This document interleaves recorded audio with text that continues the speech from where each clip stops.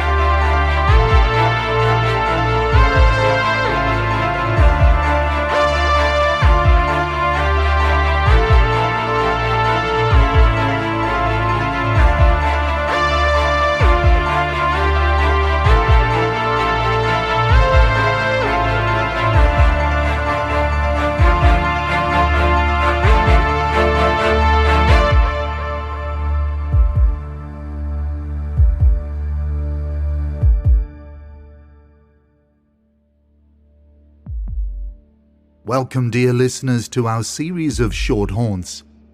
A shot of scary just for you.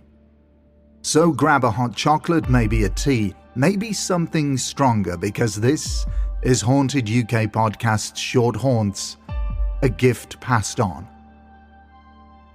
For most people, our early lives consist of welcoming new family members into the world. But as we begin to get older, as our time in this life extends into the darkness, life seems to stop giving and instead begins to take away. We lose family members and friends, mourn them, miss them, crave for one last moment with them. In many cases, we are left with remnants of their existence, keepsakes, photos, videos, jewelry, even clothing. I myself wear my father's wedding ring, a constant reminder of the man I will miss for the rest of my days. But these items that we carry with us to give us comfort, to help us keep that connection to our lost loved ones, are merely superficial objects. And whilst many of us feel that they hold memories of the lives which we once witnessed, they are now simply gifts which have been passed down to us.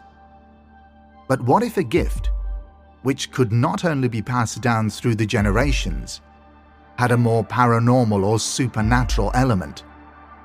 And what if that gift, even if you didn't believe in its existence at the time, could reveal itself in a way that would make you question the world around you, make you realize that everything isn't always as simple as black and white?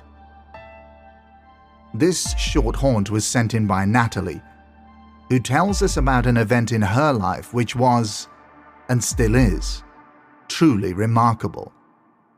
A story of an incredible gift, which may have been passed down to her from generations before and had an astonishing impact, actually changing the course of a person's life. We'll let Natalie take over from here. I would like to thank you for your show. I'm a new listener and I discovered the podcast around 10 days ago, but have listened daily since. I'm now officially hooked. What I'm about to tell you has been discussed with my family and I have permission to share the information with you by all parties. You can use all of the real names mentioned in the story too. Before we get into the details of my own experience, I'd like to share a little backstory which I feel will give you a clearer picture of how the events which happened to me can be connected to certain members of my family. I grew up in a family of believers. The paranormal and the supernatural were aspects of the world we lived in, and they were held in high regard. My mother, whose name is Amy, told me that her mother had the gift of second sight. She would often recall the disturbing experience of hearing a constant ticking noise for days, on the lead up to her mother's premature death. This ticking noise abruptly stopped the second she heard of her mother's passing. She also told me about seeing her deceased neighbor in the garden early one morning, 3 months after her death. She even said hello to her, completely forgetting the fact that her neighbor wasn't even alive anymore. She was in such a rush on her way back to work that it was only as she arrived that she realized she had been talking to her deceased neighbor that day. Back when I was younger, my thoughts were that they were just trying to scare me, telling me a ghost story. I never gave any of their stories much weight or thought, and this was maybe out of my own fear or skepticism. My mum often attested to seeing things and knowing things before they happened too, but again, I used to dismiss this. I simply wasn't going to believe it. In my opinion, they clearly had wonky brains or something. Well, that's what I was telling myself. Even after the experience that I'm about to describe to you, I still don't feel that I'm a total believer. But what happened to me that night has stayed with me, mostly because I cannot explain it. And whilst it's not the only strange experience I've had in my life, it is the most prominent. When I was younger, my Uncle Stuart came to stay with my family. At the time, this consisted of my father, mother, brother, and me. I was about 9 years old, and my brother Shane was about 6 years old. My uncle had joined our family home because he had been battling with addiction, and my grandmother could no longer handle his unruly, threatening, and destructive behavior. He'd been staying with us for a while, and as I now understand it, he was on a methadone program at the time. After a few months, he seemed much improved, so much so that my parents allowed him to watch me and my brother whilst they went out for a meal one evening. Initially, I was excited by this prospect, as was my brother, because my parents rarely had the funds to go out at the time, and we had never been looked after by my uncle unsupervised before at night time. I remember my parents leaving us watching a movie with our uncle and snacking on Maltesers. Then the evening came to an abrupt end, and we were ushered to bed.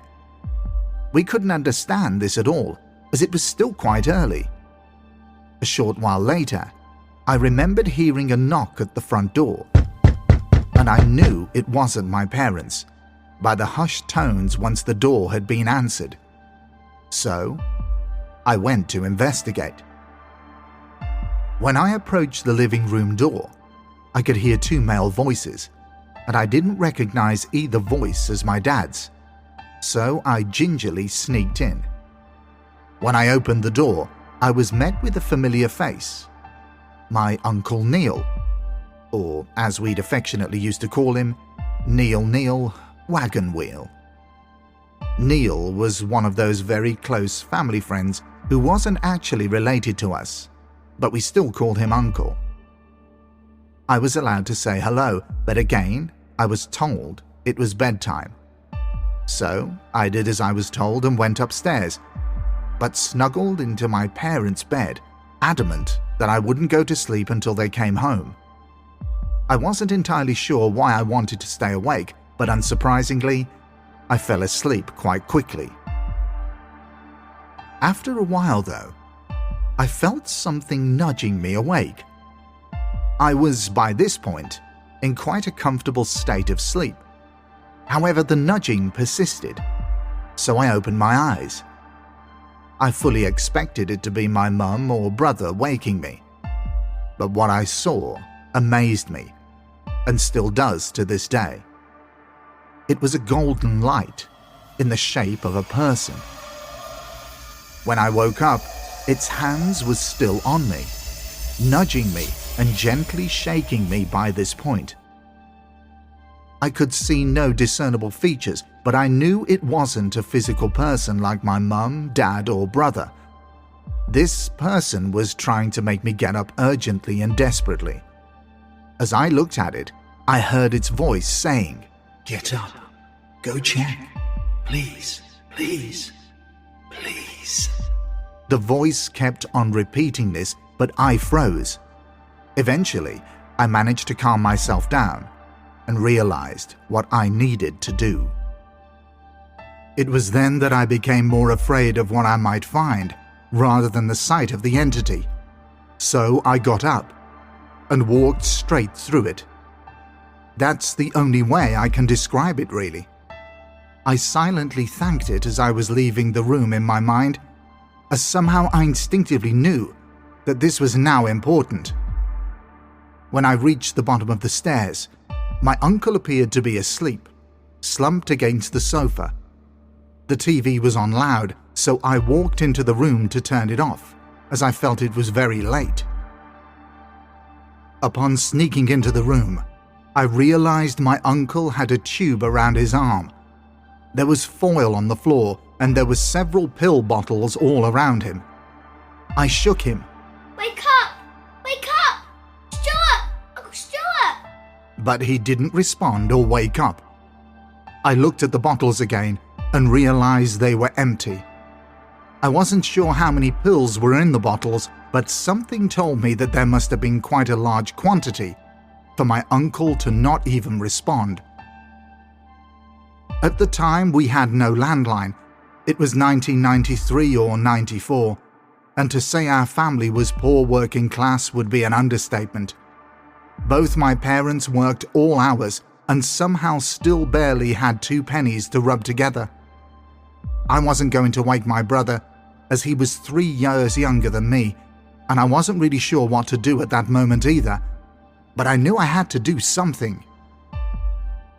Thankfully, we had friendly neighbors, so I dashed out of our house and banged on their front door. "Help me! Help me!" The lights were off, and I was worried that they wouldn't hear me, so I banged louder, and eventually a light came on.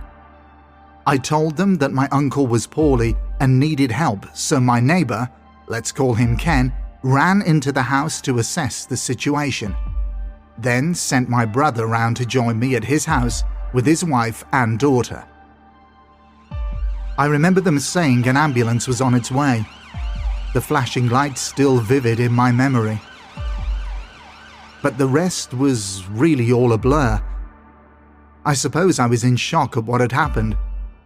A few days later, we were back with my mother, and after she had visited my uncle in hospital, the doctors had apparently told her, "It's a good job that the little girl woke when she did. Few more minutes, and he wouldn't have been with us."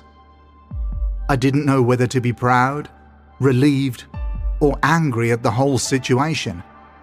After all, it wasn't me that knew when to wake up. I was woken up.